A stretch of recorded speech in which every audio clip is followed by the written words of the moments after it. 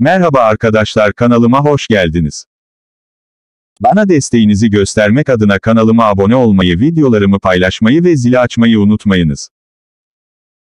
Türkmenistan'da koronavirüs pandemisi nedeniyle karantina kısıtlamaları devam etti. 2 aydan uzun süren kısıtlamalar, nüfus için çeşitli zorluklar doğurmaktadır. Azat LYK muhabirleri, Meri ve Aşkabat'taki durum hakkında rapor veriyor. Yetkililere göre, 30 Aralık'a kadar tekrar koronavirüs kısıtlamalarının geleceği söyleniyor, kısıtlamaların gelmemesini umut eden Meryem sakinlerinin beklentileri gerçekleşmeyecek gibi. Çarşılardaki dükkanların, restoranların, tüccarların sahipleri ve çalışanları yeniden kapanma olacağından korkuyorlar. Nüfusa, koronavirüs kısıtlamalarının en az 30 Aralık'a kadar tekrar süreceği söylendi.